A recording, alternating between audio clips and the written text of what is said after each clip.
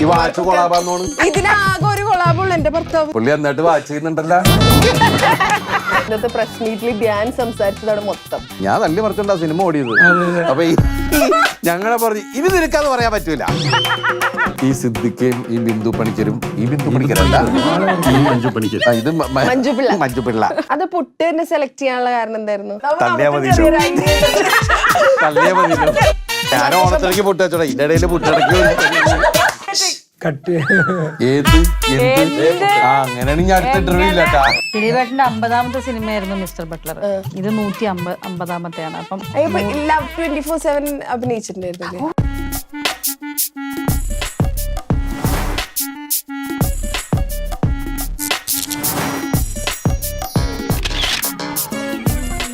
പാമ്പ് ആപ്പിള് തിന്നുന്ന ഗെയിം, കാട്ടിലെ കണ്ണൻ, ശക്തിമാൻ, ദൂരദർശൻ, ചിത്രഗീതം എന്നൊക്കെ പറയണ പോലെ 90s കിഡ്സിന് മാത്രം അവകാശപ്പെടാൻ പറ്റുന്ന ഒരു കാര്യമാണ്.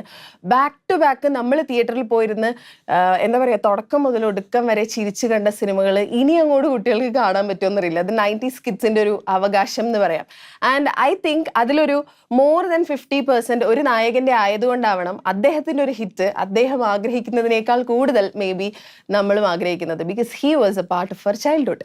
അതുകൊണ്ട് തന്നെ അപ്പൊ അദ്ദേഹത്തിന്റെ പുതിയ സിനിമയുടെ വിശേഷങ്ങളുമായി let me welcome lights camera ടോക്കിലേക്ക് ടീം പ്രിൻസ് ആൻഡ് ഫാമിലി. അപ്പൊ വെൽക്കം എല്ലാവർക്കും. ഓരോരുത്തരായിട്ട് ഞാൻ വിളിച്ചു പറയണില്ല, ടീം പ്രിൻസ് ആൻഡ് ഫാമിലിനെ വിളിക്കാണ്. ദിലീപേട്ട ഈ പറഞ്ഞത് 100% സത്യസന്ധമായിട്ട് പറയാണ്. ഞാൻ എന്റെ കാര്യം മാത്രമല്ല പറയുന്നത്, എനിക്കൊരു മോളുണ്ട്. അവൾ ഉൾപ്പെടെ ആദ്യം കണ്ടിട്ടുള്ള ദിലീപേട്ടന്റെ സിനിമകളാണ്. And she's A fan of yours. അതായത് എല്ലാ ജനറേഷനിലും ദിലീപ് ഫാൻസ് ഉണ്ട് എന്നുള്ളതാണ്. ആ ദിലീപേട്ടൻ പ്രിൻസ് ഇറങ്ങുന്നതിന് മുമ്പ്, സിനിമ ഇറങ്ങുന്നതിന് മുമ്പ് എന്ന് പറയുന്നത് എൻ്റെ നിലനിൽപ്പിന്റെ കാര്യമാണ്. അതുകൊണ്ട് ഞാനിത് നിങ്ങളെ ഏൽപ്പിക്കുകയാണ്, എനിക്കിത് വേണം എന്ന്. ഇപ്പൊ ഇത് റിലീസ് ചെയ്തു, നമ്മൾ സക്സസ് ഇന്റർവ്യൂ ആയിട്ടാണ് ഇത് എടുക്കുന്നത്. How do you feel? വളരെ വലിയ സന്തോഷമാണ്. ഇപ്പൊ പറഞ്ഞ പോലെ എനിക്ക് തോന്നുന്നത്, എനിക്ക് എൻ്റേത് എന്ന് പറഞ്ഞ് അവകാശപ്പെടാവുന്ന എനിക്ക് തോന്നുന്നു 3 ജനറേഷൻ. സത്യം. അത് എനിക്ക് മാത്രമല്ല ഇക്കും പറയാം. അത് വലിയ ഭാഗ്യമായിട്ടാണ് നമ്മൾ കാണുന്നത്. കാരണം എന്ന് വെച്ചിട്ടുണ്ടെങ്കിൽ നമ്മുടെ സിനിമ ഇപ്പം എല്ലാവരും പറയുന്നുണ്ട് 90s നിങ്ങളെല്ലാം ഭയങ്കരമായിട്ട് എൻ്റർടൈൻ ചെയ്യിപ്പിച്ച ഒരാളെന്നുള്ളത്, അത് നിങ്ങളത് മനസ്സിൽ നന്നായിട്ട് എടുത്തിട്ടുണ്ടെന്നുള്ളത് എന്നെ സംബന്ധിച്ച് വലിയ സന്തോഷമുള്ളൊരു കാര്യമാണ്. ഒരുപാട് നന്ദി. പിന്നെ ഇത് എനിക്ക് തോന്നുന്നു കഴിഞ്ഞ 30 വർഷത്തെ ഒരു ജേണിയിൽ ഇപ്പോൾ ഈ റിലീസ് ചെയ്ത പടം 150ാമത്തെ സിനിമയാണ്. ഈ സിനിമ പ്രത്യേകിച്ച് ഒരു കുടുംബ സദസ്സുകളെ ഏറ്റവും കൂടുതൽ ആകർഷിച്ച സിനിമ. അത് ഇപ്പോഴത്തെ ഒരു ഇതിൽ ഒരുപാട് ആൾക്കാർ ഞങ്ങളെ ഒരുപാട് കാലത്തിന് ശേഷമാണ് തിയേറ്ററിൽ ഇത്രയും നന്നായിട്ട് ഞങ്ങളെ അലറിച്ചിരിക്കുകയൊക്കെ ചെയ്തത് എന്ന് പറഞ്ഞൊരു കാര്യങ്ങളൊക്കെ ഉണ്ടായി. എന്നുവെച്ച് ഇറങ്ങിയ സിനിമകളൊന്നും മോശമാണെന്നല്ല ഞാൻ ഈ പറയുന്നത്. അങ്ങനെ ഒരു സംസാരം വേറെ, കാരണം എനിക്ക് പറയുമ്പോൾ പേടിയാണ് എങ്ങനെ തിരിക്കുന്നൊന്നുമല്ല. ഞാൻ ഈ പെർട്ടിക്കുലർ സിനിമയെ കുറിച്ച് പറഞ്ഞതും, ഞങ്ങൾ തിയേറ്ററിൽ പോയി പല സ്ഥലത്ത് ഞങ്ങൾ തിയേറ്ററിൽ ഒരു വിസിറ്റുകൾ ഉണ്ടായിരുന്നു. ആ സമയത്ത് തിയേറ്ററിൽ ഷോ കഴിഞ്ഞ് ഇറങ്ങുന്ന സമയത്ത് അവർക്കറിയില്ല ഞങ്ങൾ വരണമെന്ന്. ഞങ്ങൾ 2-3 പേര്, ഞങ്ങൾ 3-4 പേരുണ്ട്. ഞങ്ങൾ എല്ലാവരും ഡയറക്ടർ, റൈറ്റർ അടക്കം ഞങ്ങൾ ആർട്ടിസ്റ്റുകളോട് ചെന്ന് കയറുമ്പോൾ ഇവർ കണ്ണൊക്കെ നിറഞ്ഞിങ്ങനെ ഇരുന്നിങ്ങനെ നോക്കുമ്പോഴാണ് പടം ലൈറ്റിട്ട് അവർ നേരെ കാണണം നമ്മളെയാണ്. അയ്യോ എന്ന് പറഞ്ഞിട്ട് അവർ പിന്നെ ആവേശത്തിൽ ഇറങ്ങി വരലും അവരുടെ വാക്കുകളാണ് ഞാൻ പറഞ്ഞത്. ഞങ്ങൾ കുറേ കാലമായി തിയേറ്ററിനകത്തിരുന്ന് ചിരിച്ചിട്ട് ഞങ്ങൾക്ക് നല്ലൊരു സിനിമ എന്നതിനെ താങ്ക് യു എന്നൊക്കെ പറഞ്ഞിട്ട് അവർ ഭയങ്കര സ്നേഹത്തിൽ ഇനി ഇതുപോലത്തെ സിനിമകൾ ചെയ്യണേ എന്നൊക്കെ പറഞ്ഞിട്ട് ഞങ്ങളുടെ സന്തോഷം. അപ്പോൾ നമ്മൾ ചെയ്ത ആ സിനിമ ഗംഭീരമായി വർക്കൗട്ടായി എന്ന് പറയണത് ഏതൊരു കലാകാരനെ പോലെ തന്നെ എനിക്ക് ഏറ്റവും വലിയ സന്തോഷം ഉണ്ടാക്കുന്ന ഒന്നതിനാണ്. ഞങ്ങളുടെ ടീം വർക്കൗട്ട് ചെയ്താന്ന് വെച്ചാൽ അതിനുവേണ്ടി ഹാർഡ് വർക്ക് ചെയ്തപ്പോൾ അത് 2 കൈ നീട്ടി സ്വീകരിക്കുക, അതിനെ ഭയങ്കരമായിട്ട് ഒരു എനർജി തരിക എന്ന് പറയുന്നൊരു സന്തോഷമുണ്ട്. കാരണം ഈ സിനിമ എനിക്കാണോ അടുത്ത കാലത്ത് എനിക്ക് ഏറ്റവും കൂടുതൽ ഫോൺ കോളുകൾ, ഗംഭീര സിനിമയാണ്, മെസ്സേജുകൾ വന്നിരിക്കുന്നത് ഈ സിനിമയുടെ ഭാഗത്തുനിന്ന് കൂടുതലുണ്ടായിട്ടുണ്ട്. അത് ശരിക്കും പറഞ്ഞാൽ ഇപ്പോൾ പണ്ട് മീശ മാധവനും മറ്റുള്ള കുറേ സിനിമകൾ എനിക്ക് കണ്ടിന്യൂസ് വന്ന സമയത്ത് ഉണ്ടായ ഒരു ആവേശം ഉണ്ടല്ലോ, അതുപോലെ ഭയങ്കരമായിട്ട് എനിക്ക് ഫീൽ ചെയ്തൊരു സിനിമയാണ് പ്രിൻസ് ആൻഡ് ഫാമിലി. ഇത് ഇപ്പൊ സിനിമ കണ്ടിറങ്ങിയ എല്ലാ ആളുകളും ഇപ്പൊ സിനിമയെ കുറിച്ച് ഡബിൾ അഭിപ്രായമാണോ എന്തോ, ഓരോരുത്തർക്കും ഓരോ അഭിപ്രായമാണല്ലോ. ഇഷ്ടപ്പെട്ടവരുണ്ടാവും, ചിലപ്പോൾ ഓക്കെയാണ് എന്ന് പറയുന്ന ഒരു മിക്സ്ഡ് അഭിപ്രായങ്ങളായിരിക്കും. പക്ഷെ എല്ലാവരും ഒരുപോലെ പറയുന്ന ഒരു കാര്യമുണ്ട്, ഇത് തുടങ്ങുമ്പോൾ ഒരു ടൈറ്റിൽ കാർഡ് ഉണ്ട്. അത് ആക്ച്വലി അത് ഭീകരമാണ്. അതിപ്പോ ഞങ്ങളുടെ കഴിഞ്ഞ ദിവസം ഞങ്ങളുടെ ക്യാമറ ടീമിലെ പയ്യൻ ഇന്നലെ ഞങ്ങൾ സംസാരിച്ചു പറഞ്ഞു, ആ ടൈറ്റിൽ കാർഡ് ഒരു രക്ഷയില്ല എന്ന്. അപ്പൊ ഞാനിത് ഈ ടൈറ്റിൽ കാർഡ് കണ്ടിട്ടില്ല, അത് ഞങ്ങളിത് സംസാരിക്കുമ്പോൾ. അപ്പൊ ഞാൻ പറഞ്ഞു, അപ്പൊ ഇവനതിന്റെ ഒരു ഡീറ്റെയിൽ എൻ്റെ അടുത്ത് പറയാം, ഇത് ഈ ദിലീപിന്റെ കുറെ സിനിമയൊക്കെ വെച്ചിട്ട് അത് ഓരോരോ ലുക്കൊക്കെ വെച്ച് അങ്ങനെ ഇതിന്റെ ഒരു മ്യൂസിക് ഒക്കെ വെച്ചിട്ട് ഈ സാധനം തുടങ്ങും, ഭയങ്കര ഫീലാണ് ചേച്ചി എന്ന് പറഞ്ഞു. അപ്പൊ അമ്മയുടെ may be because it was our childhood, നമ്മുടെ ചൈൽഡ്ഹുഡ് ആണ് ആ മൊത്തം കാണുന്നത്. അപ്പൊ നമ്മൾ മൊത്തം ഇങ്ങനെ ട്രാവൽ ചെയ്യാണല്ലോ. അത് ആരുടെ ഐഡിയ ആയിരുന്നു ഈ ടൈറ്റിൽ കാർഡ് ഇങ്ങനെ ഒരു സാധനം വെക്കാൻ? അത് ഷാരിസിന്റെയും ബിന്ദുവിന്റെ ഐഡിയ തന്നെയാണത്. പിന്നെ ഈ സിനിമയുടെ റിസൾട്ട് വന്നപ്പോൾ നമുക്ക് നല്ല പടം, ഈ നല്ല പടത്തിന് മേളിലേക്കുള്ള അഭിപ്രായങ്ങളാണ് കൂടുതൽ വന്നത്. കാരണം ഗംഭീര പടം, അടിപൊളിയാണ്, സൂപ്പർ പടം, അല്ലാണ്ട് ഒരു ആവറേജ് എന്നോ അങ്ങനെ അല്ല വന്നത്. അത് നമുക്ക് കിട്ടിയ ഏറ്റവും വലിയ എനർജിയാണ്. അത് ഈ പറയുന്ന പോലെ ഈ സിനിമ കാണാൻ വന്ന സമയത്ത് കഴിഞ്ഞ ഒരുപാട് കാലത്തെ സിനിമകളെ വിതിൻ സെക്കൻഡ്സിൽ ജനങ്ങളെ ഓർമ്മിപ്പിക്കുകയും അവിടുന്ന് ഈ സിനിമയിലേക്ക് ഇന്നാവുക എന്ന് പറയുന്നത്, അവിടുന്ന് ആ സിനിമയുടെ കൂടെ അവർ ട്രാവൽ ചെയ്യാൻ തുടങ്ങി. അത് ആ സമയത്ത് അതാ പറഞ്ഞ ഒരു ദൈവാനുഗ്രഹം, അങ്ങനെ ഒരു ഐഡിയ തോന്നാനും ആ ഐഡിയ കാണുന്ന ജനങ്ങൾക്ക് പെട്ടെന്ന് അത് വർക്കൗട്ട് ആവാനും അതിൻ്റെ കൂടെ പ്രിൻസിലേക്കുള്ള യാത്ര തുടങ്ങാനും ഒക്കെ സാധിച്ചതിൽ വലിയ സന്തോഷമാണ്. നമ്മൾ ഇപ്പോൾ ഈ പ്രസ് മീറ്റ് വെച്ചതുപോലെ നമ്മൾ ഈ സിനിമ ഇറങ്ങുന്നതിന് മുമ്പ് ഞങ്ങൾ വലിയ പരസ്യങ്ങൾ ഈ സിനിമയെക്കുറിച്ച് പറഞ്ഞിട്ടില്ല. ഈ സിനിമയിൽ ചിരിക്കാനുണ്ടെന്ന് ഞങ്ങൾ പറഞ്ഞിട്ടില്ല. ഈ സിനിമയുടെ ഒരു കുറച്ച് കണ്ടന്റ് പുറത്ത് വന്നത് ഇമോഷണൽ കണ്ടന്റുകളാണ് പുറത്ത് വന്നത്. അപ്പോൾ എല്ലാവരും മെൻ്റലി പ്രിപ്പയർഡായി, ഇതൊരു ഇമോഷണൽ കണ്ടന്റുള്ള സിനിമയാണ്. പക്ഷെ അവിടെ ചെന്നപ്പോഴാണ് ഫസ്റ്റ് ഹാഫ് കഴിഞ്ഞപ്പോഴേക്കും ആൾക്കാർ വിളിച്ചു ഗംഭീരമായിട്ട് ഞങ്ങൾ ഒരുപാട് ചിരിക്കണം, ഇതിങ്ങനെയാണോ ഈ സിനിമ എന്നൊക്കെ ചോദിച്ചിട്ടുള്ള കാര്യങ്ങൾ വന്നു. അപ്പോൾ ആ സിനിമ ഇപ്പം നമ്മൾ ആ സിനിമ കണ്ടതിന് ശേഷമാണ് സംസാരിക്കുന്നത്. അപ്പോൾ ആ സിനിമ ഒരുപാട് ആൾക്കാർ കണ്ടു കഴിഞ്ഞു. അപ്പോൾ ആ സിനിമയുടെ അവസ്ഥ എന്താണെന്ന് എല്ലാവർക്കും അറിയാം. എല്ലാവർക്കും അറിയാം. കാര്യം ഇനി കാണാൻ ഒരുപാട് ആൾക്കാരുണ്ട്. ആ കാണാൻ ഒരുപാട് ആൾക്കാരുള്ളതുകൊണ്ടാണ് നമ്മൾ അതാ പറഞ്ഞത്. അപ്പോൾ അങ്ങനെ ഒരു അവസ്ഥയിൽ ഇപ്പം ഞങ്ങൾ കേരളത്തിലെ എല്ലാ തിയേറ്റേഴ്സിൽ നിന്നും വളരെ പോസിറ്റീവായിട്ടുള്ള റിപ്പോർട്ട്സും വന്നുകൊണ്ടിരിക്കുന്നത് വലിയ സന്തോഷത്തിലാണ്. ഇന്നത്തെ ദിവസത്തെ ഹൈലൈറ്റ്, ഇന്നത്തെ പ്രസ് മീറ്റിൽ ധ്യാൻ സംസാരിച്ചതാണ് മൊത്തം. അതായത് ധ്യാൻ സിനിമയെ കുറിച്ച് മുഴുവൻ പറയുന്നുണ്ട്. എല്ലാവരെയും ഇങ്ങനെ നമ്മൾ അടിച്ചു പരത്താന്ന് പറയില്ലേ, ദിലീപേട്ടൻ എല്ലാവരെ കുറിച്ചും കഥകൾ പറയുന്ന ദിലീപിനെ വരെ ഇരുത്തി കളഞ്ഞു ധ്യാൻ എന്ന് പറഞ്ഞിട്ടാണ് അതിന്റെ ടൈറ്റിലൊക്കെ പോയിട്ടുള്ളത്. അതിനകത്ത് ധ്യാൻ പറയുന്ന ഒരു കാര്യമുണ്ട്, എനിക്ക് ചുളൂല് കിട്ടിയ ഒരു ഹിറ്റാണ് ഈ സിനിമ എന്ന്. How did Dhyan come on board? ഈ കഥ നമ്മൾ തയ്യാറാക്കുന്ന സമയത്ത് തന്നെ ധ്യാനോട് പറഞ്ഞിട്ടുണ്ടായിരുന്നു, നടക്ക് തനിയൻ ധ്യാനാണ്, പഴയ സമയം ഉള്ളപ്പോൾ പറഞ്ഞാൽ മതി, തുടങ്ങുമ്പോൾ പറഞ്ഞാൽ മതി, ഞാൻ വന്ന് ചെയ്തോളാം. അതെ, അത് ധ്യാനിനെ തന്നെ വിളിക്കാനുള്ള കാരണം എൻ്റെ മനസ്സിൽ ആ ക്യാരക്ടർ ഉണ്ടാക്കിയപ്പോൾ ധ്യാൻ വേണമെന്ന് എനിക്ക് ഉണ്ടായിരുന്നു, അങ്ങനെ തന്നെയാണ് വിളിച്ചത്. അതുപോലെ ഞാൻ പറഞ്ഞ വേറൊരു കാര്യം ഉണ്ടായിരുന്നു, നമ്മള് ആദ്യത്തെ ഒരു 2 ദിവസമൊക്കെ ദിലീപേട്ടനും സിദ്ദിഖൊക്കെ വന്ന് എൻ്റെ അടുത്ത് ഓരോ വർത്താനമൊക്കെ പറയും. അപ്പൊ ഞാൻ അവരുടെ അടുത്ത് പറയുന്നത് ഇതൊക്കെ പൊളിഞ്ഞു കിട്ടും, ഇതൊന്നും ചിരിക്കാനൊന്നും ഇല്ല, ഇതൊക്കെ ഭയങ്കര പഴയ കോമഡികളാണെന്ന് പറയും. അതിൽ പിന്നെ ഇവർ 2 ദിവസം കഴിഞ്ഞ് എൻ്റെ അടുത്തേക്ക് വന്നിട്ടേ ഇല്ല എന്ന്. യൂഷ്വലി ധ്യാനിനെ പറ്റി വിനീതേട്ടനൊക്കെ പറയുന്ന ഒരു ഡയലോഗ് ഉണ്ട്, ഇപ്പം പറയും കഥ ഉണ്ടാവും, കാര്യം ഉണ്ടാവും ഇതിനകത്ത്, പക്ഷെ ഒരു 60% അവൻ്റെ തള്ളായിരിക്കുന്നത്. അത് ശരിക്കും എന്താ സംഭവിച്ചത്? അങ്ങനെ ഉണ്ടായിണ്ടോ? അല്ല, ഞങ്ങള് രണ്ടുപേരും പറഞ്ഞ തമാശകളെല്ലാം ഇവര് സിനിമയിൽ എടുത്തിട്ടുണ്ട്. ഞങ്ങൾക്ക് അത് വേണ്ടട്ടെന്ന് പറഞ്ഞു ഒന്നും ഇതാക്കിയിട്ടില്ല. ഞങ്ങള് അല്ല, അങ്ങനെയല്ല, ധ്യാൻ കഥകളാണ് ഇതൊക്കെ. ധ്യാൻ എന്ന് വെച്ചിട്ടുണ്ടെങ്കിൽ ഞങ്ങൾക്ക് ധ്യാൻ എനിക്ക് എൻ്റെ സഹോദരനെ പോലെയാണ്. കാരണം ഞാൻ അവനെ കുഞ്ഞുനാൾ മുതൽ കണ്ടുകൊണ്ടിരിക്കണേ.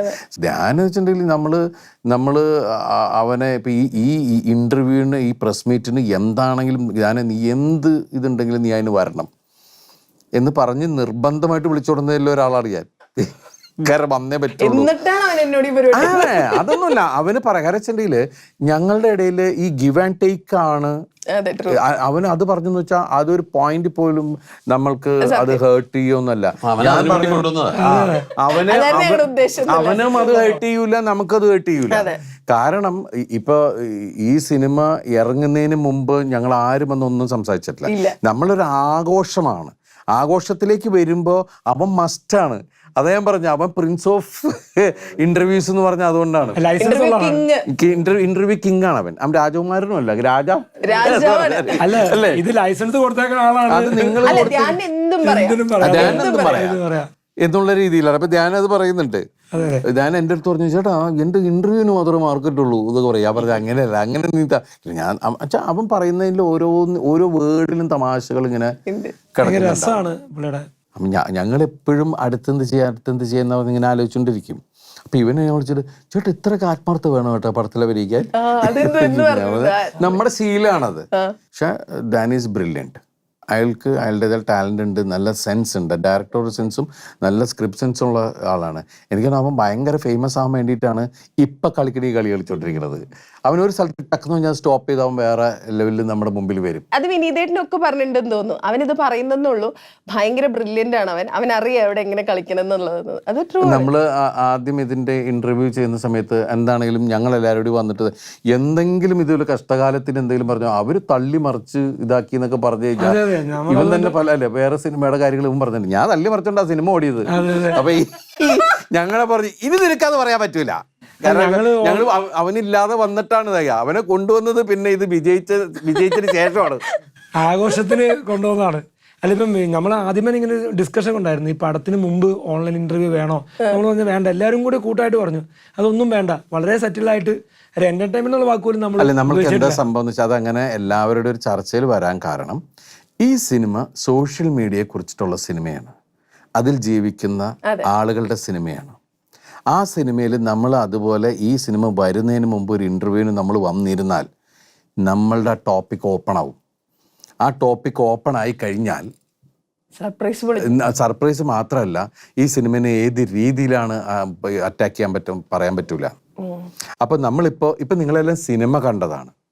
സിനിമ കണ്ട് ആ സിനിമേനെ മോശമായിട്ട് ഒരാൾ പറഞ്ഞിട്ട് പോലും ആ സിനിമ അറ്റാക്ക് ചെയ്തത് സിനിമയിലുള്ള ഞങ്ങളല്ല, സിനിമ കണ്ട നിങ്ങളാണ് അതിനെ അറ്റാക്ക് ചെയ്തത്. അതെങ്ങനെ അങ്ങനെ പറഞ്ഞ ശരിയാവും? ആ സിനിമ ഞങ്ങൾ കണ്ടല്ലേ എന്ന് പറഞ്ഞത് ആരാ എന്ന് പറഞ്ഞത്? കണ്ട ആളുകളാണ് ബഹളമുണ്ടാക്കിയത്, നമ്മളാരുമല്ല. അപ്പൊ ആ ഒരു സാധനം മാത്രമല്ല, നിങ്ങൾ ആ സിനിമ കാണാനും ആസ്വദിക്കാനും പോയത് ഈ സിനിമയെ കുറിച്ച് നിങ്ങൾക്ക് ഒരു കാര്യവും നിങ്ങൾക്ക് അറിയില്ല, ഒരു ഐഡിയ ഇല്ല, ഒരു പ്രതീക്ഷയില്ല. ഈ സിനിമ എന്താവോ എന്ന് പറഞ്ഞ് പോയിരുന്നപ്പോൾ ഈ സിനിമ കണ്ടപ്പോൾ നിങ്ങളെ അത് ഭയങ്കരമായിട്ട് നിങ്ങളുടെ നെഞ്ചിൽ കൊണ്ടു. അതുമാത്രമല്ല, ഇതിലൊരു വലിയ മെസ്സേജ് ഉണ്ട്, അത് നമ്മൾ മനസ്സിലാക്കണം.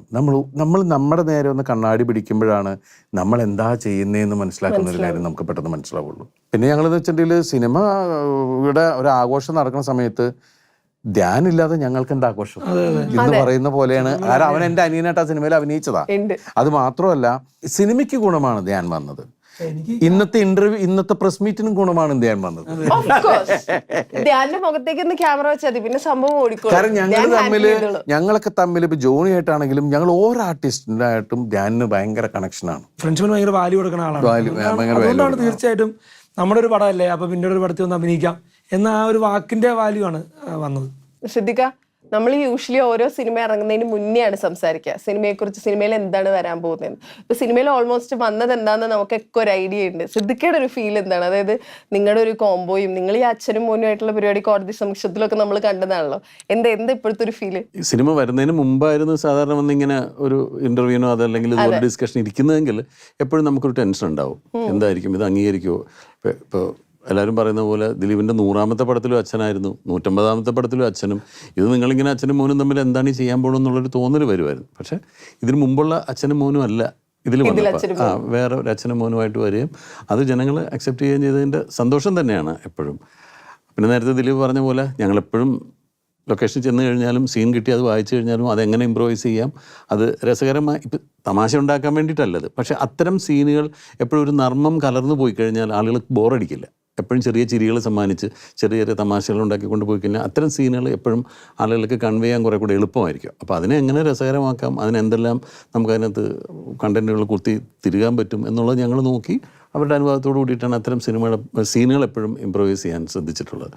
അപ്പോൾ ആ അച്ഛനെയും മോനെയും ജനങ്ങൾ സ്വീകരിച്ചതിൽ ഒരുപാട് സന്തോഷം. ദിലീപ് വരെ കഥാപാത്രം മറന്നുപോയി, അതായത് കഥാപാത്രത്തിൽ നിന്ന് പുറത്ത് വന്നൊരു സീൻ എന്ന് പറഞ്ഞിട്ട് ഇപ്പൊ സോഷ്യൽ മീഡിയയിൽ ഒരു ചെറിയ കഷ്ണം ഓടി നടക്കുന്നുണ്ട്. ദിലീപേടെ കണ്ടായിരുന്നു പാണ്ടിപ്പടയിലെ രാജൻ ബി ദേവ് സാറ് മറ്റേ നമ്മുടെ പ്രകാശ് രാജ് സാറിന്റെ അടുത്ത് ഡേ പാണ്ടി എന്ന് പറയുന്ന വരുമ്പോ ദിലീപേട്ടന് അത്രയും നേരം വാളൊക്കെ പിടിച്ചിങ്ങനെ വലിയ കാര്യമായിട്ട് നിൽക്കുകയാണ്. ദിലീപേട്ടന് അതിന്റെ ഇടയിൽ ഉണ്ടല്ലോ ഇത് ഇവര് ചെയ്യുന്നത് കണ്ട് നമ്മൾ എൻജോയ് ചെയ്ത് നിൽക്കില്ലേ, അതുപോലെ ഇതിങ്ങനെ ഇങ്ങനെ നിൽക്കുന്നത് അത് ഈ അടുത്താണ്. അത് നമ്മൾ അത്ര സൂം ചെയ്ത് കാണില്ലല്ലോ. പക്ഷെ ദിലീപേട്ടന്റെ നിപ്പ്, അങ്ങനെ കുറെ സാധനങ്ങളുണ്ട്. അതായത് കൂടെ ഈ ഹരിശ്രീശൻ ചേട്ടനായിട്ട് വെള്ളം അടിച്ചോണ്ടിരിക്കുമ്പോൾ ഹരിശ്രീശൻ ചേട്ടൻ ഇങ്ങനെ പഞ്ചാബി ഹൗസിൽ വർത്താനം പറയുന്ന സമയത്ത് ഈ പറഞ്ഞതുപോലെ ചിരിച്ചൊട്ട് ചിരി വന്നിട്ട് ഇങ്ങനെ വായ ഇങ്ങനെ പൊത്തി ഇങ്ങനെ കൈവിട്ടുപോയ സീനുകൾ ഉണ്ടല്ലോ. ഓപ്പോസിറ്റ് നിൽക്കുന്ന ആള് സലിം കുമാർ ഉണ്ട് കല്യാൺ രാമനിലെ. അങ്ങനെ ഇത് ഈ സോഷ്യൽ മീഡിയ ഉള്ളതുകൊണ്ട് ഇങ്ങനത്തെ കുറെ സാധനങ്ങൾ ഞങ്ങൾ കണ്ടിട്ടുണ്ട്. കാണാത്തത്, അതായത് ശ്രദ്ധിക്കാതെ പോയ ദിലീപേട്ടന് കൈവിട്ടുപോയി, അതായത് ചേട്ടന്റെ ഭാഗം ചെയ്യാൻ പറ്റാണ്ട് പോയ ഏതെങ്കിലും സീൻ ഉണ്ടോ? ഷൂട്ടിംഗ് നിർത്തി വെച്ചിട്ടുണ്ട്. ഞാനും മണിയും കൂടി നിന്ന് ചിരിച്ചിട്ട് ഒരു തമാശ പറഞ്ഞിട്ട് ഷോട്ട് വെക്കണതിന് മുമ്പ് മണി എന്തോ പറഞ്ഞു, അതിന് കൗണ്ടർ ഞാൻ പറഞ്ഞു. വെട്ടത്തിലാണ് അല്ല, എനിക്ക് തോന്നുന്നത് ഉല്ലാസ പൂങ്കാറ്റാണ്. തിലകേട്ടനുണ്ട്, ഓപ്പോസിറ്റ് നിൽക്കുന്നത് തിലകേട്ടനാണ്. പക്ഷെ അതിൻ്റെ ക്ലോസ് ആണ് ഭാഗ്യത്തിന് എടുത്തത്. അപ്പോൾ ഒരു തമാശ അവിടെ ഉണ്ടായി, ഞങ്ങൾക്ക് മാത്രമേ അറിയുള്ളൂ. പെട്ടെന്ന് ഇവൻ എന്തോ പറഞ്ഞു, ഞാൻ കൗണ്ടർ പറഞ്ഞിട്ട് ഇങ്ങനെ നോക്കി ചിരിച്ചു. ചിരി തുടങ്ങിയിട്ട് പിന്നെ ആ ഷോട്ടിലാണെങ്കിൽ ഞാനിങ്ങനെ നോക്കിയിട്ട് ഇവനെ നോക്കണം, ഇവനെ നോക്കിയിട്ട് മറ്റേ സ്ഥലത്ത് ഞങ്ങൾക്ക് പറ്റിയില്ല. അങ്ങനെ ഷൂട്ടിംഗ് നിർത്തിവെച്ചു. ജനറേറ്റർ ഓഫ് ചെയ്തോളം പറഞ്ഞു. ഡയറക്ടർ ആദ്യം എൻ്റെ കൂടെ ചിരിച്ചു വിനേട്ടൻ. അത് കഴിഞ്ഞ് വന്ന് അവസാനം പറഞ്ഞു അവർ ചിരിച്ച് തീരട്ടെ, നമുക്ക് ഷൂട്ടിംഗ് നിർത്തുക, ബ്രേക്ക് വന്നിട്ട് സ്റ്റോപ്പ് ചെയ്ത് കളഞ്ഞു. എന്നിട്ട് ഞങ്ങൾ പുറത്തു പോയി അലർച്ചിരിച്ചു. നമുക്കപ്പം ഈ ബ്രേക്കും ഇരുന്നു അല്ലേ, ഞങ്ങൾ കുറേ നേരം അലർച്ചിരിച്ച് ഞാൻ വേണമെങ്കിൽ ഇന്ന് ആ തമാശ പറഞ്ഞു തരാട്ടോ. അല്ലല്ല അത് അയ്യോ അത് ഒരുപാട് ആൾക്കാരെ ബാധിക്കും. അപ്പോൾ അത് കുറേ ചിരിച്ചിട്ട് ഇന്നും എനിക്ക് മണിയുടെ മുഖം ഭയങ്കരമായിട്ടത് ഇങ്ങനെ വരും മുമ്പിലേക്ക്. അതുപോലെ ഞാനും സുരാജും കൂടി ഇതുപോലെ ചിരിച്ചിട്ട് ഒരുപാട്, ഈ മണിയുടെ പടം തന്നെയാണ് ഞാനും സുരാജും കൂടി ഫിലിം സ്റ്റാർ എന്ന് പറഞ്ഞൊരു സിനിമയാണ്. അതിൽ ഞാനും സുരാജും കൂടി ഒരു സീനിൽ ഇതുപോലെ ചിരിച്ചിട്ട് അയ്യോ ഷൂട്ടിങ് കുഴപ്പമായിട്ട് അങ്ങനെ പല സ്ഥലത്തും അത് സംഭവിക്കുന്നുണ്ട്. ഈ സിനിമയിൽ ഞാൻ ചിരിച്ചിട്ടുണ്ട്. ഇവർ രണ്ടുപേരുടെ കൂർക്കബലി കേട്ടിട്ട്, അതിന്റെ ടോൺ കേട്ടിട്ട്, ഈ സിദ്ദിഖയും ഈ ബിന്ദു പണിക്കരും, ഈ ബിന്ദു പണിക്കരല്ല ഈ ഇത് മഞ്ജു പിള്ള, ഇവിടെ ഒരു ബിന്ദു പണിക്കരുണ്ട് വിചാരിക്കും. ഇതിന്റെ ഇടയിലാണല്ലോ ഞാൻ കിടക്കുന്നത്. അപ്പൊ ആ സമയത്ത് ഉണ്ടായ കാരണം ഞാൻ ഇവർ രണ്ടുപേരും ബിന്ദു വലിയ സൗണ്ട് ഒന്നും ഉണ്ടാക്കരുത്, ഡബിങ് കൊടുത്താൽ മതിയല്ലോ എന്ന് പറഞ്ഞിട്ട് ഇത് മാത്രമേ ഉള്ളൂ. ഞാൻ പറഞ്ഞു ഇതൊന്ന് കൂടി, കാരണം എനിക്കൊന്ന് റിയാക്ട് ചെയ്യണമെങ്കിൽ, കാരണം എന്നെ ഇടയ്ക്ക് എടുക്കുമ്പോൾ ഇത് കേട്ടിട്ടാണല്ലോ ഞാൻ ഇത് വരുന്നത്. അപ്പം എനിക്ക് എന്തെങ്കിലും ഒരു സൗണ്ട് അങ്ങനെ ഉണ്ടാക്കുകയാണെങ്കിൽ ബിന്ദു ഉണ്ടാക്കിയ ഒരു സൗണ്ട് കേട്ടിട്ട് സിദ്ദിഖ് ഇറങ്ങി ഓടണ അവസ്ഥയിലായി പോയി. ഞാൻ ചിരിച്ചിട്ട് പറഞ്ഞിട്ട് എന്തോ ഒരു സാധനം അത് റിപ്പീറ്റ് ചെയ്യാൻ പറ്റില്ല. ഹെഡ്ഫോണിൽ കൂടി കേട്ടിട്ടില്ലേ, ഞാൻ കട്ട് പറഞ്ഞു. കാരണം ചിരി നിർത്താൻ പറ്റില്ല, എനിക്ക് പറ്റാണ്ടായി പോയി. എന്നിട്ട് ആ സീനിൽ ശരിക്കും പറഞ്ഞ ഇവർ രണ്ടുപേരെ കൂർക്കം വലിക്കുമ്പോഴൊക്കെ ഞാൻ എൻ്റെ ഈ കൈ കൊണ്ട് കാലും ഇങ്ങനെ ഞെക്കിയിട്ട് വേദനിപ്പിച്ചിട്ട് നമ്മൾ ചിരി കട്ട് ചെയ്യാന്ന് പറയില്ലേ, അങ്ങനെയാണ് ആ സീനിൽ ഞാൻ രക്ഷപ്പെട്ടത്. ഒന്ന് പറഞ്ഞ രണ്ടാമത്തേന് ചിരിക്കുന്ന മഞ്ജു ചേച്ചി എങ്ങനെ ഇതിന്റെ ഇടയില്? ആ സീനിൽ മഞ്ജു ഇല്ല, ഞാനില്ലല്ലോ സീൻ. മഞ്ജുവിന്റെ അതല്ലേ ചോദിച്ചേ, മൊത്തം സിനിമയിലെ ഏതാണ്ട് സിറ്റുവേഷൻ ഇങ്ങനെയൊക്കെ ആയിരിക്കും. ഇപ്പൊ കുറച്ച് ദിവസം ഞാനുണ്ട്. ഇല്ല, ഇക്കായിട്ട് കോമ്പിനേഷൻ ഇല്ല. കൂടുതലും ജോണി ചേട്ടനും ഞാനും ദിലീപേട്ടനും 2 സീനിൽ റാണിയായിട്ടുണ്ടായിരുന്നു. ജോണി ചേട്ടൻ ഉണ്ടല്ലോ. ജോണിയായിട്ട് എല്ലാം വേറെ വേറെ ആൾക്കാരാണ്, ഇതിനകത്ത് വേറെ ബന്ധങ്ങളൊന്നും ഇല്ല. അല്ല, എങ്ങനെ ഹാൻഡിൽ ചെയ്തു? നീ പറഞ്ഞ മാതിരി ബിഹൈൻഡ് ദ ക്യാമറയും ഫുൾ ഇതുപോലെ വർത്താനായിരിക്കുമല്ലോ. അത് പിന്നെ ഞങ്ങൾ കൂടുമ്പോ ഞങ്ങളിങ്ങനെ തമാശകളും പരദൂഷണങ്ങളും അല്ലേ. ഞങ്ങള് എത്രയോ വർഷമായി ഞങ്ങൾ, എനിക്ക് തോന്നുന്നത് ഞങ്ങൾ 95 29 വർഷത്തെ 95, അതായത് മഴയത്ത് മുമ്പേ തുടങ്ങിയിട്ട്. ഞാൻ അന്ന് അസിസ്റ്റന്റ് ഡയറക്ടറാണ്. ആ സമയത്ത് മഞ്ജു അഭിനയിക്കുകയാണ്. അതില് മമ്മൂക്കയുടെ അവരുടെ 4 പെൺകുട്ടികളിൽ ഒരാള് അന്ന് മഞ്ജു പിള്ളയായിരുന്നു. അന്ന് മഞ്ജു പിള്ള സ്വപ്നത്തിൽ വിചാരിച്ചിട്ടില്ല നമ്മൾ ഒരുമിച്ച് അഭിനയിക്കുന്നു. പിന്നെ ഞങ്ങള് മിസ്റ്റർ ബട്ട്ലർ അഭിനയിച്ചു. അപ്പൊ ഇന്ന് പറഞ്ഞപ്പോഴാണ് മിസ്റ്റർ ബട്ട്ലറില് അത് കഴിഞ്ഞ് 100 സിനിമ കഴിഞ്ഞിട്ടാണ് മഞ്ജു ഈ സിനിമയിൽ അഭിനയിക്കണം എന്ന് പറഞ്ഞു. ദിലീപേട്ടന്റെ 50ാമത്തെ സിനിമയായിരുന്നു മിസ്റ്റർ ബട്ട്ലർ. ഇത് 150ാമത്തെയാണ്. അപ്പം 24/7 അഭിനയിച്ചിട്ടുണ്ടായിരുന്നു. ഓ ശരിയാ,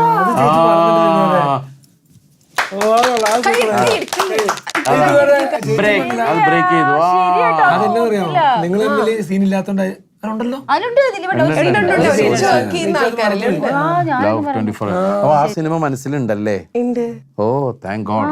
ഒരു സിനിമ മിസ്സായിട്ടില്ല. നിഖിലയുടെ ആദ്യത്തെ പടമാണത്. അത് നമ്മൾ ഓർത്തൂല കേട്ടോ. ശരിയാ. ഓർത്തെങ്കിൽ ഇതിനകത്ത് വെക്കൂലായിരുന്നു. ഇവനെ എന്നെ ചതിച്ചേ. എന്താ ഇവന്റെ ആലോചന ചേച്ചി കയറിയോ? അല്ല ചേച്ചി പണ്ടുണ്ട് മിസ്റ്റർ ബെല്ലർ കഴിഞ്ഞിട്ട് പിന്നെ ഇതാന്ന് ചേച്ചി പണ്ടുണ്ട്. അതുകൊണ്ടാണ് ഞാൻ അത് 50-ാമത്തെ അപ്പൊ അങ്ങനെയാണ് ഈ സിനിമ കട്ട് ചെയ്തോളാം. സീനൊക്കെ കട്ട് ചെയ്തോളാം. പോട്ടെ. അപ്പൊ അത് 75-ാമത്തെ സിനിമയായിരിക്കും ചിലപ്പോ അത് നോക്കണമെന്ന് പോയിട്ട് 75 കഴിഞ്ഞിട്ടല്ലേ? 100 കഴിഞ്ഞിട്ട്. അല്ല ഈ മിസ്റ്റർ ബട്ട്ലറിന്റെ കാര്യം പറയുമ്പോഴേ it is just a food scene, the scene എന്ന് പറഞ്ഞ് നമ്മൾ എപ്പോഴും കാണുന്നതാണ് ആ ലിഫ്റ്റില് ഫ്രൈഡ് റൈസ് ഉണ്ടാക്കുന്ന സീൻ. ഇപ്പൊ ആ സാധനങ്ങൾ ഉണ്ടല്ലോ, ഈ കിടുതാപ്പ് സാധനങ്ങൾ, ആ ഫാന്, ഇങ്ങനത്തെ കുഞ്ഞു സ്റ്റവ്, ഇതൊക്കെ ഇപ്പൊ കിട്ടും. അന്ന് നിങ്ങൾ ഇത് എവിടെ നിന്ന് ഒപ്പിച്ചു? അന്നത് എവിടേക്ക് തപ്പി പിടിച്ചുകൊണ്ടിട്ടാണ്. സമ്മതിക്കണം കേട്ടോ, കാരണം അന്നത് ഭയങ്കര അത്ഭുതമാണല്ലോ. നമ്മളത് ലിഫ്റ്റിൽ ഈ സാധനങ്ങൾ ഇതൊക്കെ എവിടെന്ന് ശരിക്കും കുക്ക് ചെയ്യാൻ അറിയാം ദിലീപേട്ടാ? അത്യാവശ്യം വലുതായിട്ടൊന്നും അറിയില്ല. അത്യാവശ്യം ചെറിയ ചായ കാപ്പി, ഒരു ദോശ ഉണ്ടാക്കാം, അങ്ങനെയുള്ള പരിപാടികൾക്ക് അറിയാം. ഓംലെറ്റ് ഉണ്ടാക്കാൻ അറിയാം, അങ്ങനെയുള്ള കാര്യങ്ങളൊക്കെ അറിയാം. പിന്നെ നമ്മള് പുട്ടുകട നടത്തണ്ടെങ്കിലും അവരെന്നെ അടുക്കള കിട്ടൂല.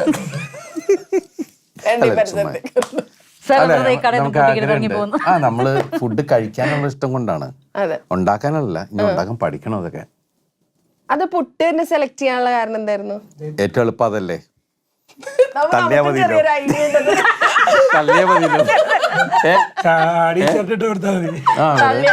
മതിയില്ല. അപ്പൊ അതുകൊണ്ട് അത് മാത്രല്ല, കലർപ്പില്ലാത്ത ആഹാരം അതാണ് ആവി കൊണ്ട് നമുക്ക് അത് ഒരു ഞങ്ങൾ ചെറുപ്പത്തിൽ ഒരുപാട് പുട്ട് കഴിച്ചിട്ടുള്ളതാണ്. പുട്ട് പുട്ടിന് ഏറ്റവും കൂടുതൽ കോമ്പിനേഷൻസ് വരുന്നതും എല്ലാ കോമ്പിനേഷൻ സാമ്പാറിന്റെ കൂടെ മാത്രം പോവില്ല. ഗോതമ്പുട്ടും സാമ്പാറും സൂപ്പറാ. അരിപ്പുട്ടും നല്ലതാ.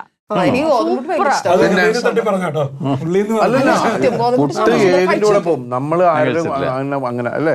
വേറെ മിക്സർ ഇട്ടാ പോലും കഴിക്കാൻ പറ്റും. അല്ല, നല്ല തേങ്ങ ഇട്ട് നല്ലോണം ഗോതമ്പുട്ട് ഉണ്ടാക്കി അത് കഴിക്കാനും നല്ലതല്ലേ? അത് പറഞ്ഞു തന്നെ. ഇന്ന് ദേപ്പുട്ടിന്റെ 12ാം വാർഷിക ആഘോഷമാണ്. അത്രയും വെറൈറ്റി പുട്ടുകൾ നമ്മൾ ഇറക്കുന്നുണ്ട്. പ്രിൻസ് ആൻഡ് ഫാമിലി പുട്ടുണ്ട്. പുട്ടായിരിക്കും, ഈ പ്രിൻസ് ആയിരിക്കും ഒരു പുട്ട്, പിന്നെ അതിന്റെ ഫാമിലി വരും, ഡിഷസ് ഒക്കെ കൂടിയായിട്ട്. ധ്യാന് എന്തായിരിക്കും? അത് നിങ്ങൾ കണ്ടോ? അവിടെ കൊണ്ടു ഇറക്കും. അവിടെ വന്ന് ശരിയാക്കും ഞാൻ. അരികില് സഫിയത്ത് ഉണ്ടോ? അരികില് സഫിയത്ത ചേട്ടന്റെ എല്ലാ പടത്തിന്റെയും പേര് വെച്ചിട്ട് പുട്ടുണ്ട്. ഞാൻ പോയിട്ടുണ്ട് അവിടെ. 7 സുന്ദര രാത്രികൾ, കുഞ്ഞിക്കൂനൻ, ഞാൻ വന്നിട്ടുണ്ട്. ഞാൻ ഇടയ്ക്കിടയ്ക്ക് വരുന്നൊരു കസ്റ്റമറാണ്. ആണല്ലേ?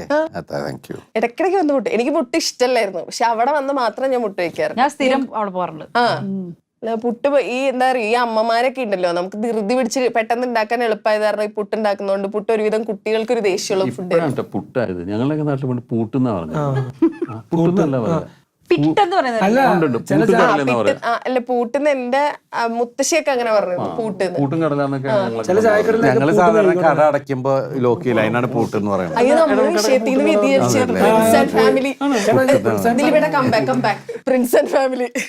ദിലീപേട്ടന്റെ ഞാൻ ഓണത്തിലേക്ക് പുട്ട് വെച്ചോടാ. ഇതിന്റെ ഇടയിൽ പുട്ടടക്കി വരുന്ന മനോരമയെ കൂടിയല്ല. അപ്പൊ അതുകൊണ്ട് കാരണം അല്ലാണ്ട് പറഞ്ഞു കഴിഞ്ഞാൽ നല്ല പൈസ കൊടുക്കണം മനോരമയ്ക്ക്. അപ്പൊ അതല്ലാണ്ട് ഇതിലൂടെ വന്നോട്ടെ എന്ന് വിചാരിച്ചിട്ട്. ഏത് എന്ത് അങ്ങനെയാണ്. ഞാൻ അടുത്ത ഇന്റർവ്യൂ ഇല്ലാട്ടാ. നമ്മളൊന്നും പറയില്ല. ഞങ്ങളൊന്നും പറയില്ല ഇനി. എന്താണ് ദേപ്പുട്ട് ഇടൂന്ന് പറ, എന്നാ ബാക്കി പറയാം. കൊളാബും കൊടുക്ക്, സമാധാനമായിട്ട് സന്തോഷം. ഞാൻ വിചാരിച്ചു കൊളാബ് ഓക്കെ, കൊളാക്കുന്നതാണ്.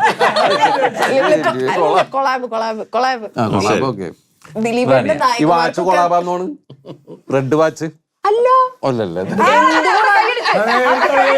ഇതിനാകെ ഒരു കൊളാബുള്ളു എന്റെ ഭർത്താവ്. പുള്ളിയായിട്ടൊരു കൊളാബുള്ളു അങ്ങനെ മേടിച്ചു. പുള്ളി എന്നിട്ട് വാച്ച് ചെയ്യുന്നുണ്ടല്ലോ.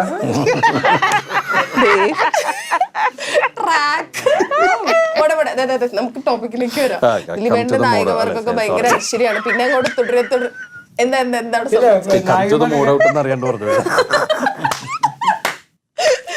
Come to the point. ദിലീപേട്ടന്റെ നായികമാർക്കൊക്കെ തുടരെ പിന്നെ അങ്ങോട്ട് സിനിമകളായിരിക്കും. ദിലീപേട്ടൻ ഇൻട്രൊഡ്യൂസ് ചെയ്യുന്ന ആളുകൾക്ക് വാട്ട് ഈസ് യുവർ എന്താ ഫീല്? ഇപ്പൊ സിനിമയൊക്കെ ഇറങ്ങിയല്ലോ, ആളുകൾ ഓഫ് കോഴ്സ് ഫസ്റ്റ് സിനിമ ആകുമ്പോൾ ആളുകൾ വിളിക്കും, കൂടുതൽ റിവ്യൂസ് പറയുകയൊക്കെ ഉണ്ടാവുമല്ലോ, ഫ്രണ്ട്സ്, ഫാമിലി, പുറത്തുനിന്നൊക്കെ. എന്തായിരുന്നു? ഞാൻ ഭയങ്കര ഹാപ്പിയാണ്. ഓൾ എബോ ഭയങ്കര റെസ്പോൺസ് ഭയങ്കര ഹൈ ആയതുകൊണ്ട് എനിക്കിപ്പോഴും അത് രജിസ്റ്റർ ആയിട്ടില്ല ഇവിടെ. പേടിക്കണ്ട, നന്നായിട്ട് തുറന്നു പറഞ്ഞു. അല്ല, സിനിമയിൽ ഭയങ്കര എക്സെൻട്രിക് ആണല്ലോ, നേരെ തിരിച്ചാണോ?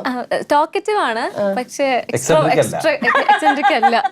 ടോക്കറ്റീവ് ആണ്, ആംബിവേർട്ട് എന്ന് പറയാം. ടോക്കറ്റീവ് ആണ്, പക്ഷെ നല്ല റിസർവ്ഡ് ആണ് ഞാൻ. ആ സിനിമയിൽ മാത്രം. ആക്ച്വലി പടം ചെയ്ത് കഴിയുമ്പോൾ ആർക്കും അറിയില്ല. 1 year നമ്മൾ ഇൻസ്റ്റാഗ്രാമൊക്കെ ഹൈഡ് ചെയ്ത് വെച്ച് 1 വർഷം ഒന്നിലും ആക്റ്റീവ് അല്ലാണ്ടാണ് ഇരുന്നത്. അപ്പം കൂടുതലുള്ള ആർക്കും അറിയില്ല. അപ്പോൾ എല്ലാവർക്കും ഇത് ഭയങ്കര സർപ്രൈസ് ആണ്. അതെ അതെ, നമ്മുടെ ടീമിൽ നിന്ന് അങ്ങനെ പറഞ്ഞിട്ട് ചെയ്തതാണ്. ഇത് പുറത്ത് ക്യാരക്ടർ അത്രയും ഇമ്പോർട്ടൻ്റ് ഉള്ളതുകൊണ്ട് പുറത്തറിയണ്ടെന്ന് പറഞ്ഞിട്ട്. പക്ഷെ ഇതിപ്പോൾ എൻ്റെ കൂടെയുള്ള എല്ലാവർക്കും ശരിക്കും ഒരു ബോംബ് പൊട്ടിയ പോലെയാണ്. എല്ലാവരും ഭയങ്കര ഷോക്കാണ്. ബിക്കോസ് ആരോട് ഞാൻ പറഞ്ഞിട്ടില്ല അത്. എനിക്ക് വളരെ ഇമ്പോർട്ടൻ്റ് ആയിട്ടുള്ള ആൾക്കാരനെ ഞാൻ പടത്തിൻ്റെ തലേ ദിവസമാണ് വിളിച്ച് പറയണത് ഇങ്ങനെ ഒരു പ്രോജക്റ്റ് ഉണ്ടെന്ന്. ആക്ടർ ഒന്നും ഞാൻ പറഞ്ഞില്ല, ഇങ്ങനെ ഒരു പടം ഉണ്ട്, പോയി കണ്ടോളൂ എന്ന് പറഞ്ഞു. ദെൻ അപ്പോഴേ പേര് പറഞ്ഞു ചേട്ട പടമാണെന്നുള്ളത്. പിന്നെ കുറേ പേര് ഓഫ്ലൈൻ പോസ്റ്റേഴ്സൊക്കെ വന്നപ്പം അങ്ങനെ രജിസ്റ്റർ ആയിട്ട് മനസ്സിലാക്കി. പക്ഷേ like every one is very very emotional. Because ഇത്രയും ലെജൻഡ് ആക്ടറുടെ കൂടെ അല്ലേ വർക്ക് ചെയ്തത്. അപ്പോൾ ആർക്കത് എന്താ പറയുക, ഡൈജസ്റ്റ് ആവണില്ല സീരിയസ്ലി, അങ്ങനെയുള്ള രീതിക്കാണ്. പിന്നെ ഭയങ്കര ഇമോഷണലായി. ബിക്കോസ് ഇത്രയും ഒരുപാട് വർഷം ഞാൻ വെയിറ്റ് ചെയ്തിട്ട് ചെയ്തൊരു പ്രോജക്റ്റാണ്. അപ്പം എൻ്റെ കൂടെയുള്ള എല്ലാവരും ഭയങ്കര ഇമോഷണലാണ്. എല്ലാവരും ഭയങ്കര കരച്ചിലൊക്കെ ആയിരുന്നു. കണ്ടിട്ട് ഭയങ്കര ഹാപ്പിയായി. ഞാനും ഹാപ്പിയാണ്. ഈ സാധാരണ ദിലീപേട്ടൻ്റെ കൂടെ വരുന്ന നായികമാര് ചിലരെങ്കിലും ഒക്കെ പറയുമല്ലോ, ഞാൻ കുട്ടിക്കാലത്ത് ദിലീപേട്ടൻ്റെ സിനിമ കണ്ടാണ് വളർന്നത്, അങ്ങനെ പറഞ്ഞായിരുന്നു ദിലീപേട്ട? അത് ഒബ്വിയസ്ലി അത് പറയുമല്ലോ. നമ്മളെല്ലാവരും 90s കിഡ്. അത് ആ പടം കാണാത്ത ആരും ഉണ്ടാവില്ലല്ലോ. That is very important part of our life. അത് എനിക്കും ഉണ്ടായിട്ടുണ്ട് ഒബ്വിയസ്ലി. ഭയങ്കര റിപ്പീറ്റ് വാല്യൂ ഉള്ള സിനിമകൾ നമ്മൾ പറയുമല്ലോ, ദിലീപേട്ടൻ്റെ സിനിമകളെല്ലാം അങ്ങനെയാണ്. അത് എപ്പോൾ കണ്ടാലും നമുക്ക് ബോറടിക്കില്ല. നമ്മൾ വളരെ ചിൽഡ് ആയിട്ടിരുന്ന് കാണാൻ ഇഷ്ടപ്പെടുന്ന സിനിമകളാണ്. പക്ഷെ ഇതിൻ്റെ ഒന്നും ഒരു സെക്കൻഡ് പാർട്ട് വന്നിട്ടില്ല. ഞാനിത് ജോണി ആൻ്റണി ചേട്ടൻ്റെ അടുത്ത് ചോദിച്ചു, CID മൂസ 2ൻ്റെ തോൽവി FC സമയത്ത്. അന്ന് ജോണി ആൻ്റണി ചേട്ടൻ പറഞ്ഞോടി, നീയൊക്കെ ഇത് ചോദിച്ച് എനിക്ക് മടുത്ത്, ഇനി ഇറക്കുമ്പോൾ ഞാൻ ഇറക്കും എന്ന്. ഇനി ഇതെൻ്റെ അടുത്ത് ചോദിക്കുന്നത്, പിന്നെ കണ്ടപ്പോൾ ഞാൻ ചോദിച്ചില്ല. ഈ അടുത്ത് അന്ന് പറഞ്ഞത് 2025 എല്ലാം സെറ്റായാൽ ഞങ്ങളത് ഇറക്കുന്നതാണ്. അങ്ങനെ എന്തേലുമൊക്കെ സെറ്റ് ആയോ? ഇറക്കാൻ പറ്റൂല, കാരണം എന്ന് വെച്ചിട്ടുണ്ടെങ്കിൽ 2025 ഏകദേശം ഇപ്പൊ 5ാം മാസത്തിൽ ഓടിക്കൊണ്ടിരിക്കുകയാണ്. അപ്പൊ നമുക്ക് അതെന്തായാലും ഈ വർഷമൊന്നും അതിനെക്കുറിച്ച് നമുക്ക് ഒന്നും ചെയ്യാൻ പറ്റില്ല. ഭാവിയിൽ നമ്മൾ അതിനെക്കുറിച്ച് ഇങ്ങനെ ചർച്ച ചെയ്തുകൊണ്ടിരിക്കുന്നുണ്ട്. റൺവേയും ഈ 2 സിനിമകളെ കുറിച്ചിട്ടാണ് എല്ലാവരും ആവശ്യപ്പെടുന്നത്. അത് മാത്രല്ല 2 countries, 3 countries, അപ്പൊ 3ആയി. അല്ല, ദിലീപേട്ടന് അങ്ങനെ ഒരു ആഗ്രഹമുണ്ട്, ഏതെങ്കിലും ഒരു സിനിമയുടെ ഒരു സെക്കൻഡ് പാർട്ട് എന്താ ചെയ്യണം? അല്ല, ശരിക്കും പറഞ്ഞാൽ അതിൽ വലിയ റിസ്ക് ഉണ്ട്. കാരണം ഈ ഫസ്റ്റ് പാർട്ട് എല്ലാവരുടെ മനസ്സിൽ അങ്ങനെ അടിച്ച് അങ്ങനെ പതിഞ്ഞു നിൽക്കുകയാണ്. അതിൻ്റെ മേളിൽ ഗംഭീരമായിട്ട് വരാവുന്ന സിനിമ വന്നാലാണ് നമുക്ക് കാര്യമുള്ളൂ. സെക്കൻഡ് പാർട്ട് പല സിനിമകളിലെ ആളുകൾ ഇങ്ങനെ ചോദിക്കും. പക്ഷേ ഈ നമ്മൾ സിനിമയ്ക്ക് അകത്തുള്ളവർ, ഞങ്ങൾ അഭിനയിക്കുന്ന ആളുകൾക്കാണെങ്കിലും അതിൻ്റെ മേക്കിംഗ് സൈഡിലുള്ള ആളുകൾക്കാണെങ്കിലും ഈ സെക്കൻഡ് പാർട്ട് എന്ന് പറയുമ്പോൾ എപ്പോഴും ടെൻഷനാണ്. ഒന്ന്, ഇതിൻ്റെ മുകളിൽ നിൽക്കണം. 2, ഒരുപാട് റെസ്ട്രിക്റ്റഡ് ആവും ആലോചനകൾ. പഴയ ക്യാരക്ടർ അതിൽ ഇന്ന ആളുകൾ അത് തന്നെ കൊണ്ടുപോകണ്ടേ. മറ്റേതല്ല, പുതിയൊരു തോട്ട് ആലോചിക്കുകയാണെങ്കിൽ നമ്മൾ ഫ്രീ അല്ലേ.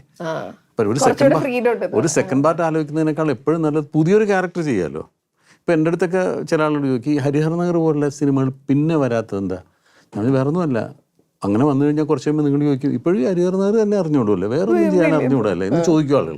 അത് 3 പാർട്ട് വന്നില്ലേ? 3 പാർട്ട് വന്നു. എപ്പോഴും നല്ലത് നമ്മൾ പുതിയ സിനിമകൾ ആലോചിക്കുന്നതാണ്. പക്ഷേ ആളുകൾക്ക് ഈ സിനിമകൾ വളരെ ഇമ്പ്രസ്ഡ് ആയതുകൊണ്ടാണ് ഇതിൻ്റെ സെക്കൻഡ് പാർട്ട് വരുമെന്ന് ചോദ്യം ഞങ്ങൾക്ക് ഇഷ്ടമാണ്. കാരണം അത്രയും ആ സിനിമ പ്രാക്ടിക്കലി ഇതിനൊരു റിസ്ക് ഉണ്ട്. അത് ആലോചിച്ചാത്തൊരു കാര്യം. പിന്നെ അങ്ങനത്തെ ഒരു കഥ വന്ന് കിട്ടണം. പിന്നെ അങ്ങനെ കഥ വന്നാൽ നമുക്കത് ഈസിയാണ്, അത് കൊണ്ടുപോകാൻ പറ്റും. ഇപ്പം ദൃശ്യത്തിനൊക്കെ ജിത്തുവൊക്കെ പറയുന്നത് ദൃശ്യം 2 വരുമെന്നൊക്കെ ആളിങ്ങനെ പറയുന്നില്ല. നമുക്കങ്ങനെ ഒരു ചിന്ത പോലില്ല. പക്ഷേ ഒരു ത്രെഡ് കിട്ടിയപ്പോൾ അതങ്ങ് ഡെവലപ്പായി വന്നു. ഇപ്പോൾ ആളുകൾക്ക് അപ്പോൾ 3 വേണം. പറഞ്ഞ പോലെ ഇപ്പോൾ CID മൂസയുടെ മുകളിലൊക്കെ ഒരു പടം എന്ന് പറയുന്നത് വലിയ മെനക്കെട്ട പണിയാണ്. അത്രയും ചെയ്ത് അതിനകത്ത് എന്തുമാത്രം തമാശകളാണ്. പിന്നെ അതുപോലെ അതിലുള്ള പലരും ഇല്ല, അങ്ങനെയൊക്കെയുള്ള ബുദ്ധിമുട്ടുകൾ വേറെ ഉണ്ട്. റീപ്ലേസ് ചെയ്യാനൊക്കെ വലിയ പ്രയാസമാണ്. പിന്നെ മൂസക്കുള്ളൊരു ലൈസൻസ് എന്ന് പറഞ്ഞാൽ ഈ കോമഡിയുടെ ഏത് തലത്തിലും അയാൾക്ക് പോകാം. ആ സിനിമയ്ക്ക് ആ ലൈസൻസ് ഉണ്ട്. അത് ഇപ്പോൾ ഉള്ള സിനിമയിൽ പുതിയ കോമഡിയാണ്, പഴയ കോമഡിയാണ്, അങ്ങനെ വേർതിരിവ്, ബഹളം, മറ്റത് CID മൂസയുടേതായ ലെവലുണ്ട്. പിന്നെ ഇപ്പോഴത്തെ ടെക്നോളജി അത്രത്തോളം വളർന്നുകൊണ്ടും ഇതിന് വേറൊരു എന്താ പറയുക, നമ്മൾ എന്ത് സ്വപ്നം കണ്ടാലും നടത്താൻ പറ്റുന്ന രീതിയിൽ ടെക്നോളജി ടെക്നോളജി ഉണ്ട്. അന്നത്തെ അത്ര റിസ്ക് ഇല്ല. അന്ന് നമുക്ക് ഗ്രാഫിക്സ് ഒന്നും ഇത്രയും ഇതിലല്ല നിൽക്കുന്നത്. അതെ. എന്ന് വെച്ചാൽ ഗ്രാഫിക്സ് ഉണ്ട്, പക്ഷെ അതിന്റെ ഈ കോസ്റ്റ് എന്ന് പറഞ്ഞാൽ ഭീകരമാണ്. അന്നത്തെ ബഡ്ജറ്റ് മാറാന്ന് പറയില്ല. അതൊക്കെ അതുകൊണ്ട് നമ്മൾ എല്ലാം റിയൽ ആയിട്ട് ആ സിനിമയിൽ ചെയ്തിരിക്കുന്നത്. അതിൽ ചെറിയ മാർക്കി മറ്റേ നമ്മൾ റബ്ബ് ചെയ്യുക അങ്ങനെയുള്ള പരിപാടികളൊക്കെ വെച്ചിട്ടാണ് നമ്മൾ ചെയ്തിരിക്കുന്നത്.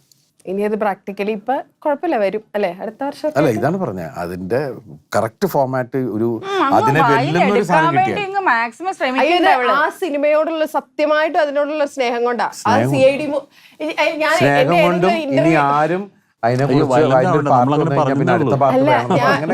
മഞ്ചേച്ചി ഞാനുണ്ടല്ലോ ഏതോ ഒരു ഇന്റർവ്യൂല് ആരുടെ കൂടെ എനിക്കത് കട്ട് കിട്ടുവാണെങ്കിൽ അല്ല, ഞാൻ എന്റെ ഒരു ആത്മാർത്ഥം എന്ന് പറഞ്ഞ അറിയിച്ചത്. എന്റെ അടുത്ത് ഫേവറേറ്റ് സിനിമ ചോദിച്ചപ്പോ ഏതാ ഫേവറേറ്റ് സിനിമ അങ്ങനെ പറയാൻ പറ്റുമോ? ഞാൻ CID മൂസ ഒറ്റയടിക്ക് പറഞ്ഞ ആളാ. എനിക്ക് അത്ര ഇഷ്ടം. സാറിന്റെ ഏറ്റവും ഫേവറേറ്റ് സിനിമ CID മൂസയാണ്. അതാണ് ഞാൻ പറഞ്ഞത്. ഇപ്പം പ്രിൻസ് ആൻഡ് ഫാമിലി ഇറങ്ങി കഴിഞ്ഞ് യു ആർ ഹാപ്പി. അത് മുഖത്ത് നിങ്ങളുടെ ടീമിന്റെ മുഖത്ത് അത് കാണാറുണ്ട്, നിങ്ങളുടെ കോൺഫിഡൻസിൽ അത് കാണാറുണ്ട്. അത് ഇറങ്ങുന്ന സമയത്ത് ഒരു ടെൻഷൻ ഉണ്ടായിരുന്നു റിലീസ് ഡേ ഒക്കെ? അല്ല, നാച്ചുറലി ഏത് സിനിമ ഇറങ്ങുമ്പോഴും നമുക്കെല്ലാം ടെൻഷനുള്ളതാണ്. കാരണം നമുക്ക് അറിഞ്ഞുകൂടാ. അതിന്റെ ഫൈനൽ ജഡ്ജസ് എന്ന് പറയുന്നത് ഓഡിയൻസ് ആണ്. അവരെന്ത് പറയുന്നു, നൂൺ ഷോ കഴിഞ്ഞ് അവരുടെ റിപ്പോർട്ട്, അവർ പറയുന്ന വേർഡാണ് ആ സിനിമയുടെ പിന്നത്തെ ജാതകം. അതെ, ട്രൂ. അപ്പം അതുകൊണ്ട് ഏത് സിനിമ ഇറങ്ങുമ്പോഴും നമ്മൾക്ക് ആ ടെൻഷനുണ്ട്. ഒരു പരീക്ഷ എഴുതിയിട്ട് അതിൻ്റെ റിസൾട്ട് കാത്തിക്കുന്ന കുട്ടികൾ തന്നെയാണ് നമ്മളെല്ലാവരും. അതെന്നും ഹൃദയമിടിപ്പോടുകൂടി തന്നെ എന്താ വരണേ, എന്താ പറയണേ എന്ന് പറഞ്ഞ ഈ സിനിമയുടെ ദൈവം അനുഗ്രഹിച്ച് ഗംഭീരമുണ്ട് കേട്ടോ, നല്ല പടം കേട്ടോ, ഒരുപാട് ചിരിക്കാനുണ്ട്, ഞങ്ങൾക്ക് ഭയങ്കരമായിട്ട് ഫീൽ ചെയ്തു, ഇങ്ങനെയുള്ള കാര്യങ്ങൾ വരിക എന്ന് പറയുന്നത് ഞങ്ങൾ അത് കേട്ടതിന് ശേഷമാണ് ഇന്ന് നമ്മളിരുന്ന് സംസാരിക്കുന്നത്. ചിലപ്പോൾ അത് ഒരു മോശകരമായ ഒരു അവസ്ഥയായിരുന്നെങ്കിൽ നമുക്ക് അറിയില്ല ഇപ്പം നമ്മളിവിടെ ഇരുന്ന് ഇതിനെക്കുറിച്ച് സംസാരിക്കുമെന്ന്. അതിനുള്ള ധൈര്യം ഇന്നത്തെ കോൺഫിഡൻസ് എന്ന് വെച്ചാൽ നിങ്ങളെ സിനിമ കണ്ടതാണ്, കണ്ട സിനിമയെ കുറിച്ചാണ് നമ്മൾ സംസാരിക്കുന്നത്. നമ്മുടെ PRO മഞ്ജുച്ചൊക്കെ പറഞ്ഞായിരുന്നു, സിനിമ ഇറങ്ങി അത് സക്സസ്ഫുൾ ആവുകയാണെങ്കിൽ ഇന്റർവ്യൂ തരാം, സമാധാനിക്കുന്നത്. അപ്പൊ സിനിമ ഇറങ്ങി കഴിഞ്ഞപ്പോ ചോദിച്ചിരുന്നു, തരൂലേ? തരാം, വരുന്നുണ്ട്, അവര് വരുന്നുണ്ട് എന്ന്. ആ കോൺഫിഡൻസ് കാണാം. അപ്പൊ പ്രിൻസ് ഇറങ്ങി, നമ്മൾ സക്സസ് സെലിബ്രേറ്റ് ചെയ്യാണ്. 2025 ഇനി പറക്കും പപ്പൻ വരും എന്ന് കേട്ടു. അത് ഒരു സൂപ്പർ ഹീറോ ക്യാരക്ടർ ആണോ? അതെ. ആണോ? അതെ, അതെ. ഈ മിന്നൽ മുരളിക്ക് മുന്നേ വരാനിരുന്ന സിനിമയാണത്. അതാണ് ആദ്യം അനൗൺസ് ചെയ്തത്. പിന്നെ വെച്ചിട്ടുണ്ടെങ്കിൽ അപ്പോഴേക്കും അവർ ആ സിനിമ, എനിക്ക് ആ സമയത്ത് പെട്ടെന്ന് സിനിമ ചെയ്യാൻ പറ്റിയില്ല. പറഞ്ഞു ആ സിനിമ വരട്ടെ, എന്നാലല്ലേ നമുക്ക് അറിയാൻ പറ്റില്ല ആ സിനിമയിൽ എന്തൊക്കെയാണെന്നുള്ളത്. അത് കഴിഞ്ഞിട്ട് ഇപ്പം നമ്മളത് ഇപ്പോഴത്തെ രീതിക്കൊക്കെ ആക്കിയിട്ട് നമ്മളിപ്പോൾ പുതിയതായിട്ട് വരാൻ പോകും. ദിലീപേട്ടന്റെ ക്യാരക്ടേഴ്സിൽ ദിലീപേട്ടൻ ഭയങ്കരമായിട്ട് മേക്ക് ഓവർ നടത്തുന്ന കുറേ ക്യാരക്ടേഴ്സ് ചെയ്തിട്ടുള്ള ആളാണ്. ഇപ്പം നമ്മൾ സംസാരിക്കുമ്പോൾ പറയായിരുന്നു ദിലീപേട്ടന്റെ അങ്ങനത്തെ ഒരു മേക്ക് ഓവർ ഉണ്ടല്ലോ, ഒരു രൂപമാറ്റം, അത് നമ്മൾ ഭയങ്കരമായിട്ട് മിസ് ചെയ്യുന്നുണ്ട്. അതുണ്ടാവോ പറക്കുമ്പപ്പല്ലേ? അല്ല, അങ്ങനെ പറയാൻ പറ്റൂല. എന്തായാലും നിങ്ങൾക്ക് രസിപ്പിക്കുന്ന ഒരു സിനിമയായിരിക്കും പറക്കുമ്പോൾ, അപ്പം അതേ പറയാൻ പറ്റുള്ളൂ. പിന്നെ മേക്ക് ഓവറിൻ്റെ കാര്യം പറഞ്ഞിട്ടുണ്ടെങ്കിൽ എനിക്ക് ദൈവാനുഗ്രഹം കൊണ്ട് അങ്ങനെ ഒരുപാട് പടങ്ങൾ കിട്ടിയിട്ടുണ്ട് ഹീറോ ആയിട്ട്. ഇനി മേക്ക് ഓവറിൽ ഏറ്റവും കൂടുതൽ അത്ഭുതങ്ങൾ കാണിക്കുന്നതിൽ ഒരാളാണ് ഈ ഇരിക്കുന്നത്. പല പല രൂപത്തിലും പല പല ഭാവത്തിലും പല പല മീൻസ് സ്ലാങ്ങിലും ഒക്കെ ലാംഗ്വേജ് ഉപയോഗിച്ച് മലയാളം തന്നെ പല ഭാഷകളിലൂടെ, ഭാഷകളെന്നല്ല എന്താ പറയുന്നത്, സ്ലാങ് അത് തന്നെ. അപ്പം അങ്ങനെ ഉപയോഗിക്കുന്ന ഒരു കലാകാരനാണിത്, മനസ്സിലായില്ലേ? അപ്പം ഹീറോ വേഷം ചെയ്യണ എനിക്ക് പെണ്ണായിട്ട് അഭിനയിക്കാനും ആ സ്ഥലത്ത് ഞാൻ ഇക്കനെ വെട്ടിച്ചല്ലേ, അതിന് വന്നില്ലേക്ക പെണ്ണായിട്ട് അഭിനയിച്ചില്ല. അത് എനിക്ക് ദൈവാനുകരിച്ച് മായാമോഹിനിയിൽ അഭിനയിക്കാൻ പറ്റി. അപ്പം അങ്ങനെയൊക്കെ ഡിഫറെൻ്റ് ആയിട്ട് ഇപ്പം നമുക്ക് ഏറ്റവും വലിയ ഭാഗ്യം എന്ന് വെച്ചാൽ ഒരുപാട് ലെജൻസുകൾ നമ്മളെ വിട്ടുപോയി. പക്ഷെ ആ സ്ഥലങ്ങളെല്ലാം വീണ്ടും ആ ഏരിയയിലേക്ക് വരുന്ന ആളുകളാണ് ശരിക്കും പറഞ്ഞാൽ സിദ്ദിഖാണെങ്കിലും കുട്ടേട്ടനാണെങ്കിലും സായിച്ചേട്ടനാണെങ്കിലും നമുക്ക് ആ തലമുറയിലേക്ക് പുതിയ ആൾക്കാർ, നമ്മുടെ സീനിയേഴ്സ് വീണ്ടും അപ്പോൾ ഒരു എന്താ പറയുക, നമുക്ക് കറതീർന്ന കലാകാരന്മാരെന്നും അറിയില്ലേ, അവർ തന്നെയാണ് ഇപ്പോൾ ജഗദീഷ് ഏട്ടൻ ഒക്കെ ഡിഫറെൻറ്റ് ക്യാരക്ടേഴ്സ് ആവാൻ തുടങ്ങി. അപ്പം അതൊക്കെ നമുക്ക് നല്ല കാര്യങ്ങളാണ്. സക്സസ്ഫുൾ ആയിട്ട് ഇനിയും തിയേറ്ററിൽ നിറച്ച ആളുകളായിട്ട് ടിക്കറ്റ് കിട്ടാത്ത രീതിയിൽ ഹൗസ്ഫുൾ ആയിട്ട് തന്നെ ഇനി അങ്ങോട്ട് പോട്ടെ. കാരണം ഇനി അങ്ങോട്ടുള്ള സിനിമകളും ഒക്കെ ഞങ്ങൾ ഇതുപോലെ പ്രതീക്ഷിക്കുന്നു തിയേറ്ററിൽ പോയിരുന്നത്. ആദ്യം ഞാൻ ഇൻട്രോയിൽ പറഞ്ഞ പോലെ ദിലീപേട്ടനോളം തന്നെ താങ്കളുടെ ഒരു ഹിറ്റ് ഞങ്ങളും ആഗ്രഹിക്കുന്നുണ്ടായിരുന്നു. Thank you, thanks a thank you lot. So much and all the best. Thank you. Thank you. Thanks a lot.